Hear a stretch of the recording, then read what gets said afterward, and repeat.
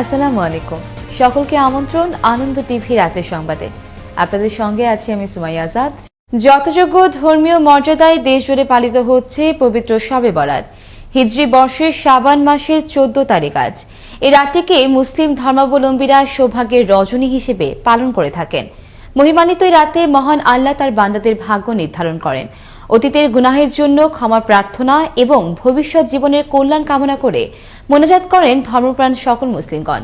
এদিকে করোনা ভাইরাসের সংক্রমণ থেকে পরিত্রাণ কামনা করে পবিত্র শবে বরাতে বিশেষ দোয়া করার আহ্বান জানিয়েছে ইসলামিক ফাউন্ডেশন। পবিত্র শবে বরাত উপলক্ষে রাষ্ট্রপতি মোহাম্মদ আব্দুল হামিদ ও প্রধানমন্ত্রী শেখ হাসিনা পৃথক পৃথক বাণী প্রদান করেন। বাণীতে মুসলিম উম্মাহর বৃহত্তর ঐক্য, দেশ ও জাতির কল্যাণ এবং বিশ্বশান্তি কামনা করা হয়।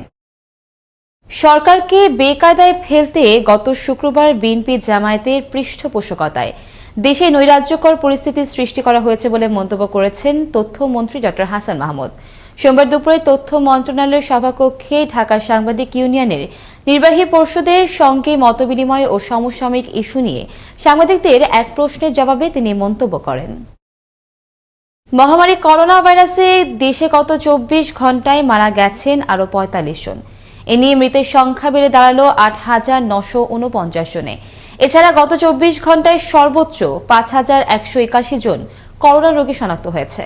এ নিয়ে দেশে এখন পর্যন্ত মোট করোনা রোগীর সংখ্যা দাঁড়িয়েছে 6,895 জনে।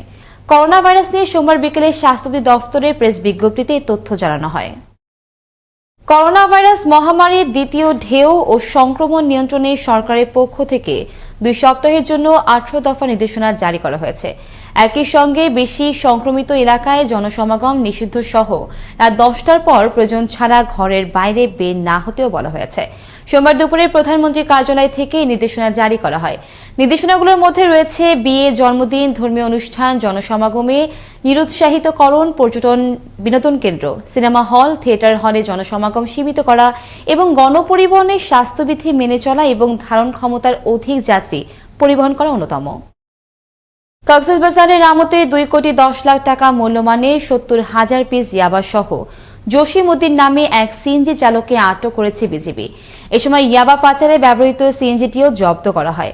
রোববার সন্ধ্যায় কক্সবাজার টেকনাফ সড়কের মরিচা যৌথ চেকপোস্টে তল্লাশি করে এসব ইয়াবা সহ তাকে আটক করা হয়। রামো 30 বিজিবির সহকারী পরিচালক মোহাম্মদ জসিম উদ্দিন এর সত্যতা নিশ্চিত করে জানান, সংশ্লিষ্ট ধারায় মামলা দায়ের করে আটক ইয়াবা কারবারি জসিমকে ইয়াবা ও গাড়িসহ রামো থানায় সোপর্দ করা হয়েছে। ময়মনসিংহের হালুয়াঘাটে ট্রাক চালকের অসাবধানতায় প্রাণ গেল অনেক নামের এক যুবকের। সোমবার দুপুরে হালুয়াঘাট ময়মনসিংহ সড়কের রঘুনাথপুর প্রতিবন্ধী হাসপাতালের সামনে দুর্ঘটনা ঘটে। প্রত্যক্ষদর্শীরা জানান, নিহত ওই যুবক মোটরসাইকেল যোগে হালুয়াঘাটে আসার পথে ট্রাকের সাথে মুখোমুখি সংঘর্ষের ঘটনা ঘটে। আহত অবস্থায় অনেককে স্থানীয়রা মুমূর্ষু অবস্থায় হালুয়াঘাট স্বাস্থ্য কমপ্লেক্সে নিয়ে গেলে চিকিৎসক মৃত ঘোষণা করেন। ট্রাকটিকে আটক করতে পারলেও চালক রয়েছে পলাতক। ঢাকার আশুলিয়ায় অপহরণের পর 50 লাখ টাকা মুক্তিপণ না পেয়ে রোববার বাড়ি মালিকের শিশুকে হত্যা করল ওই বাড়িরই এক ভাড়াটিয়া দম্পতি। এই ঘটনায় মূল অভিযুক্ত স্বামী পালিয়ে গেলেও স্ত্রী লিজা বেগমকে আটক করে পুলিশ। খবর পেয়ে হাত পা বাঁধা অবস্থায় বস্তাবন্দি শিশুটির মরদেহ উদ্ধার করে ময়নাতদন্তের জন্য সোহরাওয়ার্দী মেডিকেল কলেজ হাসপাতালে পাঠায় পুলিশ। হত্যাকাণ্ডের শিকার শিশুটির বয়স 10 বছর। কর্মচারীদের কর্পোরেট ঋণের সুদের হার 9% থেকে কমিয়ে 5% করা, হিসাব বিভাগের উপপরিচালক আব্দুল আল আনসারীকে অন্য স্থানে বদলি করা সহ বিভিন্ন দাবিতে প্রশাসনিক ভবনে তালা লাগিয়ে অবস্থান কর্মসূচি পালন করলেন রাজশাহী বিশ্ববিদ্যালয়ের সাধারণ ও পরিবহন টেকনিক্যাল কর্মচারী সমিতির সদস্যরা। সোমবার সকাল 8টা থেকে তারা এই কর্মসূচি পালন করেন। এরই মধ্যে আন্দোলনকারীদের সঙ্গে বিশ্ববিদ্যালয় প্রশাসন ও পুলিশ একাধিকবার মুখোমুখি অবস্থান নেয়। গাজীপুরে কাপাসিয়ায় ইট ভর্তি ট্রলি উল্টে মৃত্যু হল 2 শ্রমিকের। কাপাসিয়া গাজীপুর সড়কের পাবুর দর্জিবাড়ি এলাকায় এ দুর্ঘটনা ঘটে। পুলিশ জানায়, সোমবার দুপুরে উপজেলার তরগাঁও এলাকার একটি ইটভাটা থেকে ট্রলি গাড়ি ভর্তি করে কালীগঞ্জ যাওয়ার পথে বেপরোয়া গতির কারণে ট্রলিটির নিয়ন্ত্রণ হারিয়ে রাস্তার পাশে উল্টে যায়। এ সময় ট্রলি চালক পালিয়ে গেলেও 2 জন শ্রমিক ইটের নিচে চাপা পড়ে এবং ঘটনাস্থলে তাদের মৃত্যু হয়। কাপাসিয়া থানা পরিদর্শক মনিরুজ্জামান ঘটনার সত্যতা নিশ্চিত করেন।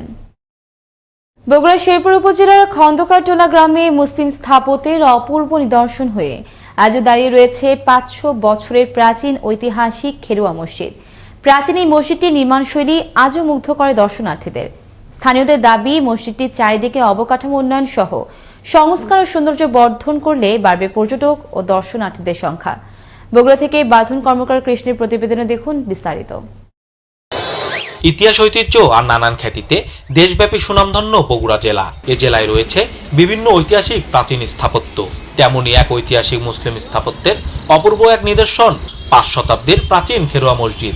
বগুড়া শেরপুর উপজেলা থেকে মাত্র 1 কিলোমিটার দক্ষিণ পশ্চিমে খন্দকতলা গ্রামে শ্যামল ছায়া মনোরম পরিবেশে এ মসজিদটির অবস্থান। মসজিদটির সামনের দেওয়ালে স্থাপিত ফার্সি শিলালিপি থেকে প্রাপ্ত তথ্যের ভিত্তিতে জানা যায়, মির্জা নবাব মুরাদ খানের পৃষ্ঠপোষকতায় আব্দুস সামাদ ফকির 989 হিজরির 26 জিলকত বাংলা 1582 খ্রিস্টাব্দে মসজিদটির ভিত্তিপ্রস্তর স্থাপন করেন। 1582-তে এই মসজিদ তৈরি হয় আব্দুস সামাদ ফকির আর মির্জা মুরাদ খান দুইজনে মসজিদ তৈরি করে। খেরোয়া মসজিদ নিম্নে 500 বছর আগেকার এই মসজিদ। মসজিদটির ভেতরের প্রবেশদ্বারে রয়েছে প্রতিষ্ঠাতার কবর।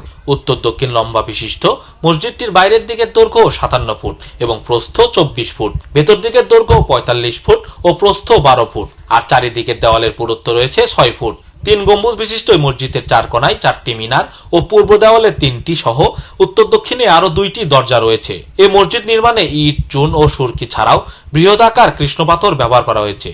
বর্তমানে মসজিদটি সংস্কার করে অবকাঠামো উন্নয়নের দাবি স্থানীয়দের। দেশ বিদেশে বাহিরে লোক আসে এই ঐতিহাসিক মসজিদটি দেখার জন্য। যে এই ঐতিহাসিক মসজিদটি মেরামত প্লাস সৌন্দর্য বৃদ্ধিকরণের জন্য আমরা আকুল আবেদন করি। খেরোয়া মসজিদের চারিদিকে রাস্তার সংস্কার, বাউন্ডারি আধুনিকায়ন এবং ইসলামিক নিদর্শনের কিছু স্থাপনা লাগালে দেশ বিদেশ থেকে আসা দর্শনার্থীরা খেরোয়া মসজিদ সম্পর্কে জানতে পারবে এবং ইসলাম সম্পর্কে জানার আগ্রহ বাড়বে। খেরোয়া মসজিদে সুলতানি ও মুঘল আমলের মধ্যবর্তী স্থাপত্য নিদর্শন প্রকাশ পেয়েছে, যা বাংলা স্থাপত্য শিল্পে এখন বিরল। মসজিদটির সংস্কার করা সহ সৌন্দর্য বর্ধন প্রসঙ্গে সহযোগিতার কথা জানালেন এই সংসদ সদস্য। মসজিদটাকে সংস্কার করার জন্য ঐতিহ্যকে ধরে রাখার জন্য আমি ইতিমধ্যে সরকারের কাছে চিঠি লিখেছি। পুনর্নির্মাণ করার দরকার আছে, সংস্কারের দরকার আছে, সেটা করানোর ইনশাল্লাহ আমি ব্যবস্থা করে দেব। ঐতিহাসিক প্রাচীন এই মসজিদটি দ্রুত সংস্কার ও সৌন্দর্য বর্ধন করা হলে মুসলিম স্থাপত্য সম্পর্কে নতুন প্রজন্মের মাঝে যেমন জানার আগ্রহ যোগাবে, তেমনি মসজিদটি পরিদর্শনে আসা পর্যটক ও ভ্রমণ পিয়াসীদের এর সৌন্দর্য আরো মুগ্ধ করবে। বগুড়া শেরপুর থেকে বাঁধন কর্মকার কৃষ্ণ, আনন্দ টিভি। জামালপুর সদরের শাহবাজপুরে বাজারে অবৈধ স্থাপনা অপসারণের দাবিতে মানববন্ধন করেছে বাজারের সর্বস্তরের দোকানদার ও ইজারাদার। সোমবার শাহবাজপুর বাজারের সর্বস্তরের দোকানদার ও ইজারাদার এই মানববন্ধনে অংশগ্রহণ করে। এ সময় বক্তারা দ্রুত বাজারের অবৈধ স্থাপনাগুলো উচ্ছেদ করতে কর্তৃপক্ষের হস্তক্ষেপ কামনা করেন। টাঙ্গাইলের ঘাটাইল উপজেলার পাহাড়ি অঞ্চল সংগ্রাম ইউনিয়নের দক্ষিণ কাউটে নগর গ্রামে পুকুর খনন করতে গিয়ে পরিত্যক্ত গ্রেনেড উদ্ধার করা হয়েছে। পুলিশ ও স্থানীয়রা জানায়, কাউটে নগর গ্রামের একটি পুকুর খনন করতে গ্রেনেড সদৃশ্য বস্তু দেখতে পেয়ে ঘাটাইল থানা পুলিশকে জানালে পরিত্যক্ত গ্রেনেডটি উদ্ধার করে ঘাটাইল থানা নিয়ে আসে। এ বিষয়ে গোপালপুর সার্কেলে অতিরিক্ত পুলিশ সুপার আমির খসরু জানান, গ্রেনেড কিনা তা যাচাই বাছাই চলছে। গোপন সংবাদের ভিত্তিতে চুয়াডাঙ্গায় বাসে অভিযান চালিয়ে আটক করা হল জালাল নামের এক মাদক ব্যবসায়ীকে। অভিযান পরিচালনা করে চুয়াডাঙ্গা জেলা মাদকদ্রব্য নিয়ন্ত্রণ অধিদপ্তর। এ সময় উদ্ধার করা হয় 899টি ভারতীয় বুপ্রেনরফিন ইনজেকশন। রোববার 8টার দিকে চুয়াডাঙ্গা পৌর এলাকায় একাডেমি মোড়ে এই অভিযান পরিচালিত হয়। জেলা মাদকদ্রব্য নিয়ন্ত্রণ অধিদপ্তরের সহকারী পরিচালক শরীয়তুল্লাহ তথ্য নিশ্চিত করেন। এই ছিল এখনকার মতো। আনন্দ টিভির সর্বশেষ সংবাদ এবং বিনোদন সবার আগে দেখতে ভিজিট করুন www.facebook.com/anandotv এই পেজে। ধন্যবাদ সকলকে, শুভরাত্রি।